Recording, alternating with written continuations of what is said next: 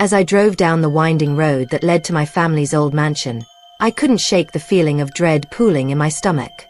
The house loomed ahead, surrounded by towering pines and tangled undergrowth, its dark silhouette casting shadows that seemed to shift with the fading light.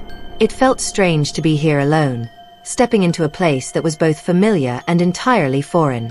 I'd grown up far from here, with barely any connection to this side of my family.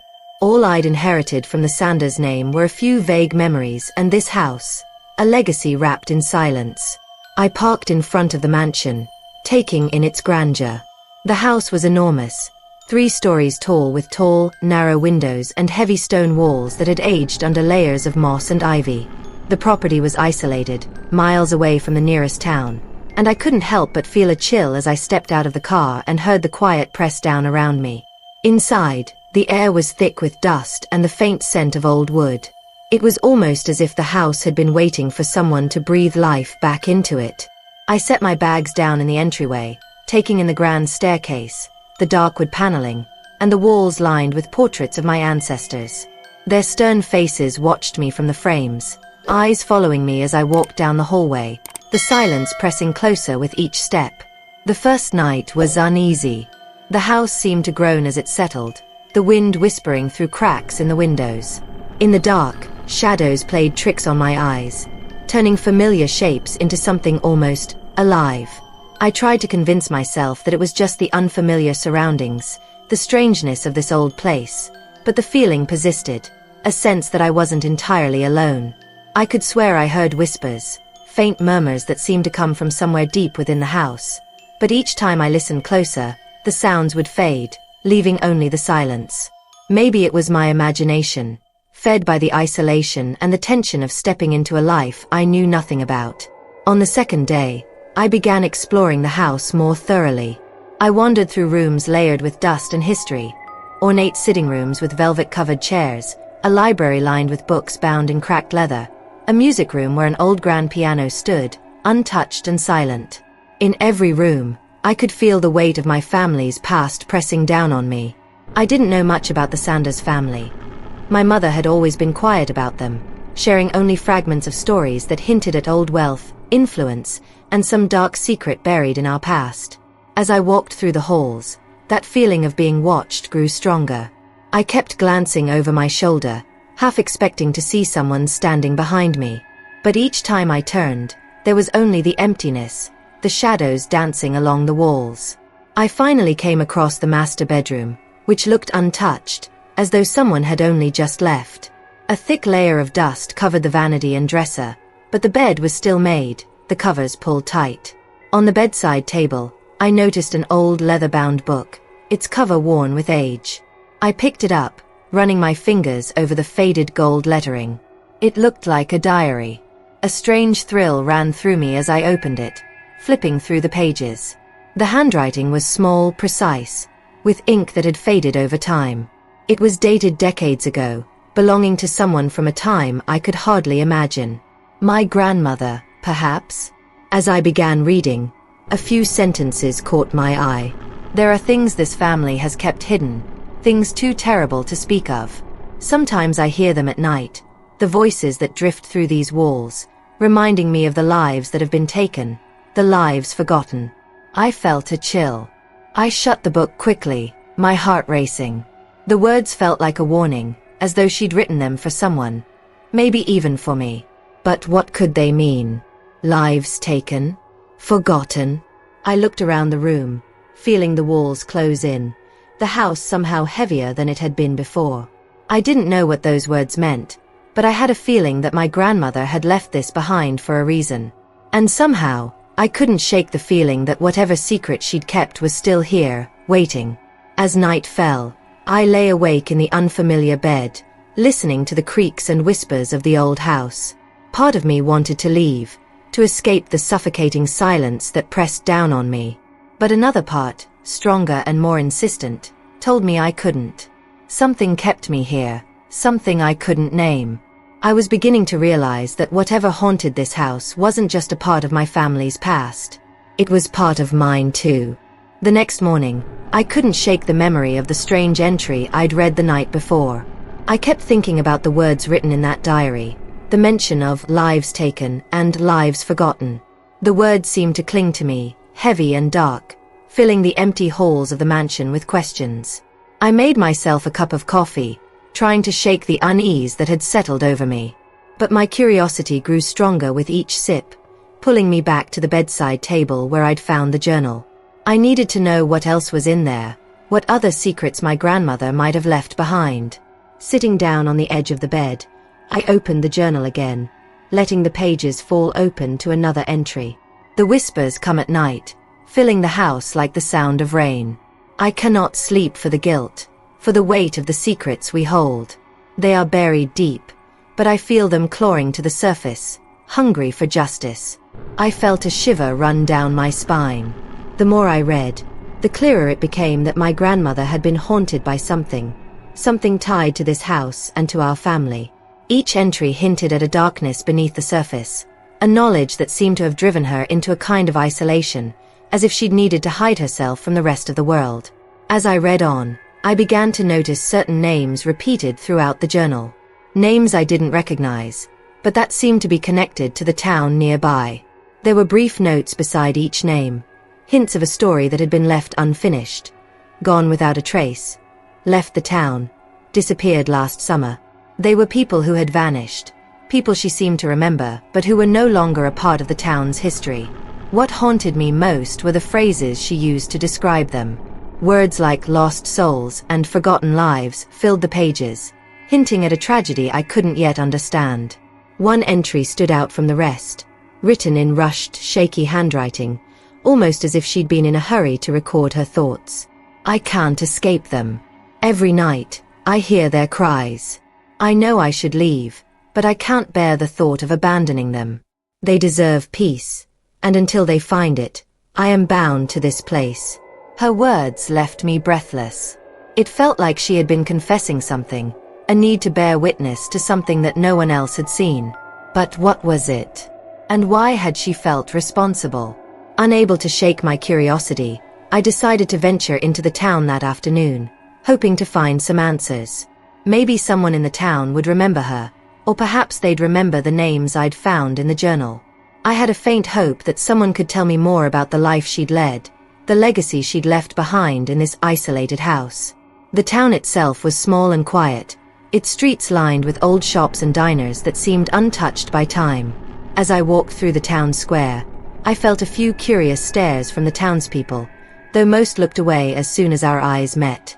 I could sense that they recognized me as an outsider, someone who didn't belong. I entered a local bookstore, hoping to strike up a conversation with the elderly woman behind the counter. She looked up as I approached, her expression polite but wary. "Excuse me," I began, clearing my throat. "I recently inherited the Sanders mansion. I was hoping you might know something about my family or the history of the house." Her expression flickered, and for a moment, I thought I saw something like fear in her eyes. She hesitated, glancing around as if to make sure no one else was listening. "The Sanders mansion, you say," she murmured, her voice barely above a whisper. "That place has history, child. Your grandmother was a strange woman, always keeping to herself." I nodded, encouraged by her response. "Did you know her well?" The woman shook her head, her voice dropping even lower. "No one did. But there were rumors. People said she had secrets, things she'd never shared. And people who visited that house, they never quite came back the same." Her words sent a chill down my spine. I could tell she was holding something back, something she didn't want to share with a stranger. I thanked her and left, feeling no closer to answers but more certain than ever that something dark was hidden within my family's past. That evening, back at the mansion, I sat in my grandmother's room, turning the journal over in my hands. I didn't know what I was looking for, but I felt that the truth was somewhere within these pages, buried under layers of fear and guilt. The only question was whether I had the strength to uncover it. As the sun set and the shadows deepened, I sensed that whatever secrets my grandmother had left behind were only beginning to reveal themselves. And somehow, I knew that finding them would mean facing whatever it was that haunted this house, and maybe even the family that had called it home. I couldn't ignore the feeling that I was only scratching the surface of whatever secrets my family had buried. My grandmother's journal haunted me, each entry twisting around my thoughts and filling the mansion with a heavier presence. Her words echoed in my mind, urging me to dig deeper, to find what she'd hidden away. The next day, I decided to explore the rooms I hadn't yet searched. As I wandered through dusty hallways and unused bedrooms, I stumbled upon a narrow door tucked away at the end of a corridor on the 3rd floor. It was locked, but after rummaging through the drawers in the study, I found an old brass key labeled 3rd floor storage. My pulse quickened as I fit the key into the lock, feeling a strange thrill of both excitement and dread. The door creaked open, revealing a small, dimly lit room lined with old furniture draped in white sheets. I lifted one of the sheets, finding an ornate dresser beneath it, the wood worn but beautiful. But it wasn't the furniture that caught my eye. It was a small wooden box sitting atop a dusty table in the corner of the room. The box was locked, but its age made it easy to pry open with a nearby letter opener. Inside, I found a stack of letters, each one yellowed and fragile with age. As I unfolded the first letter, my breath caught. The letters weren't ordinary correspondence. They were messages exchanged between my grandmother and several prominent families in the town, discussing something they referred to only as the pact. Each letter was signed by a different family name, names that seemed familiar, probably the same families who still held influence in the town today. The words were vague, but the tone was unmistakable. The letters hinted at secret gatherings, decisions made in the dead of night, and measures taken to preserve the purity and sanctity of our community. My heart pounded as I realized what this meant. My family, and these other families, had bound themselves in an agreement to maintain control over the town, no matter the cost. One letter stood out in particular, dated about 30 years ago. In it, my grandmother wrote, "We cannot afford any more disruptions. The next one will be handled swiftly. We owe it to the legacy we've built and to the future we're protecting." The next one. I could barely comprehend what I was reading, but a dark realization was beginning to form in my mind. These letters, these hidden messages, they spoke of people in the town who were considered disruptions. And if my grandmother's words meant what I thought they did, those people hadn't just disappeared. They'd been erased. I flipped through the rest of the letters, my mind racing with horror. I found more names, dates, brief mentions of individuals who had left town or been dealt with. It all fit with the names I'd found in my grandmother's journal, people she had referred to as lost souls. These weren't people who had simply moved away or vanished. They'd been targeted, chosen as sacrifices in some twisted attempt to purify the town. I felt nauseated. The room felt colder, and I shivered, feeling like I was intruding on something dark and deeply forbidden. The stories I'd heard as a child, the hushed rumors of people disappearing, were true, and my family had been involved.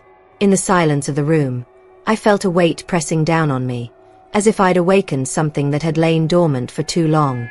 And then, just as I was gathering the letters to put them back in the box, I felt a cold brush against my shoulder, like a hand grazing my skin. I froze, heart pounding, and turned around, but there was nothing there. I didn't believe in ghosts, but in that moment, I could swear I felt the presence of those who'd been lost, as if they were watching, waiting for me to act, to bring their stories back to light. Leaving the room, I felt a sense of dread settle over me. I had discovered the truth about my family's past, but I still didn't know how deep it went or who else in the town might still be part of this pact. And yet, despite the horror, I knew I couldn't turn back. I needed to understand the full extent of what had been done, no matter where it led me. The mansion was silent as I walked through its halls, each step echoing like a reminder of the lives that had been silenced here. I wasn't sure if I was ready to face whatever came next, but something in me knew I didn't have a choice. This was my family's legacy, and now it was my burden to bear. That night, I couldn't sleep. Every time I closed my eyes, I saw the faces of the people mentioned in the letters, their names and the tragic fates my family had sealed for them. Their shadows filled my dreams, haunting me with half-formed memories and echoes of lives interrupted. I woke up countless times, the silence of the mansion pressing in on me, A heavy reminder that I was alone in a place where so many lives had ended. Around midnight, I heard footsteps. They were soft at first, barely audible, but they grew louder, distinct, as if someone were pacing in the hallway outside my door. My heart pounded, and I sat up, straining to listen. I told myself it was the house settling, the wood creaking, but deep down, I knew it was more than that. The sound was too steady, too deliberate. Gathering my courage, I stepped out into the dark hallway, clutching a small flashlight. The light flickered as I aimed it down the corridor, revealing only the long stretch of empty space. Yet the footsteps continued, echoing around me, as if invisible figures were walking just beyond the edge of the light. "Hello," I whispered, my voice barely audible, swallowed by the darkness. No answer. But I felt something, a presence, a coldness that seemed to seep through the walls, chilling the air around me. And then, just as suddenly as they'd begun, the footsteps stopped, leaving me in a silence so thick I could hear my own heartbeat. I returned to my room, shaken. I'd never believed in spirits, but something about this house was changing my mind. I felt like I was trespassing in a place haunted by the past, where those who had been wronged lingered, unable to leave. The mansion was alive with their memory, with the secrets that had been buried here, and somehow, I knew they wanted me to find them. The next day, I decided to go back through my grandmother's journal, hoping to make sense of what I'd seen and felt. I flipped through the pages until I reached an entry I hadn't noticed before. Her words were frantic, as if she'd written them in a moment of panic. "They are always there, watching. I feel them in the walls, in the very air I breathe. Sometimes I see their faces, pale and sad, asking me questions I cannot answer. I am bound to them, chained to their memory. They will never let me go." The words sent a chill through me. She'd felt it too. The same presence, the same weight. The more I read, the more I realized that my grandmother had been haunted by the very souls she'd helped condemn. She had been bound to them in life, just as I felt bound to them now. The entries grew darker, more frantic, until they devolved into a scroll, phrases repeating over and over. "They want peace. I cannot give it to them. I am so sorry. I am so sorry." I slammed the journal shut, unable to read any more. I could feel the walls of the mansion closing in around me, the air thick with something I couldn't name. That night, the visions began. As I lay in bed, I heard whispers in the corners of the room, faint and indistinct, like voices drifting in from another world. Shadows moved along the walls, shifting and changing shape, and in the darkness, I saw faces. Faces of people I didn't recognize but somehow knew. They were the ones my grandmother had written about, the lost souls who had been taken by my family's actions. They looked at me with hollow eyes, their expressions filled with sorrow, accusation, and a longing for something I couldn't give. I sat up, tears streaming down my face as I whispered, "What do you want from me?" The room fell silent, but in the depths of my mind, I felt their answer, clear and unmistakable. They wanted the truth. They wanted justice. And in that moment, I realized that these spirits, these lives that had been cut short, were not just haunting the house. They were haunting me, pushing me toward the only way to free them. By exposing what had happened, by bringing to light the crimes my family had tried so hard to hide. I didn't sleep for the rest of the night. Instead, I sat in the quiet darkness, feeling the weight of those eyes upon me, knowing that whatever I did next would determine whether they found peace or remained bound to this place forever. By dawn, I knew what I had to do. I would confront the truth of my family's past, no matter what it cost me. I owed it to them, the souls who had been lost, the lives that had been forgotten. I had a choice to make, and for the first time, I felt ready to face it. The morning light brought with it a strange sense of calm. The terror of the night before lingered in my bones, but I felt a clarity I hadn't felt since arriving. I knew what I had to do, even if part of me dreaded the consequences. My grandmother's journal, the letters hidden in that locked room, and the spirits that seemed to haunt these walls, they all pointed to one undeniable truth. My family had wronged people, hurt them in unimaginable ways, and buried the truth in silence. But I could no longer stay silent. Sitting at the old desk in the study, I spread out the letters and pages from my grandmother's journal. They lay before me like pieces of a puzzle, fragments of a story that had been hidden away. I had everything I needed to expose the truth, but the weight of that decision pressed down on me. I knew that if I went through with this, it would destroy the reputation of the Sanders family and cut any remaining ties I had to this town. My hands trembled as I reread some of the letters. They were detailed, cold, and detached, as if my grandmother and the other families had convinced themselves that their actions were somehow justified. I could see her handwriting change from careful script to hurried scrawls, as though the guilt had finally caught up to her. Each line was a reminder of the lives lost, the futures erased, and I couldn't ignore it. I spent hours staring at the documents, the weight of my decision sinking in. My family's legacy would be shattered. Everything my ancestors had built, all the wealth and influence that had shielded them from accountability, would be stripped away. The Sanders name would become synonymous with cruelty, with corruption, and with betrayal. Yet, I knew I couldn't turn back. Those people, those forgotten lives, deserved justice. They deserved to be remembered for more than the secrecy that had silenced them. I could almost feel their presence around me, urging me forward, reminding me that my choice was the only way they could finally be at peace. That afternoon, I called a journalist I'd met briefly in town, a woman named Rachel who worked at a nearby newspaper. She'd been curious about the mansion when I'd mentioned it, but now I could see a deeper interest in her eyes when I told her I had a story she'd want to hear. Rachel met me at the mansion, and together, we sat in the dusty study as I showed her everything. The letters, the journal entries, the records that painted a grim picture of my family's past. She listened in stunned silence, her face a mixture of horror and determination. I knew that she would tell the story with the weight it deserved, that she'd make sure the truth reached beyond these walls. It's horrifying, Emily, she whispered, glancing at the old portraits on the walls. Are you sure you want to go through with this?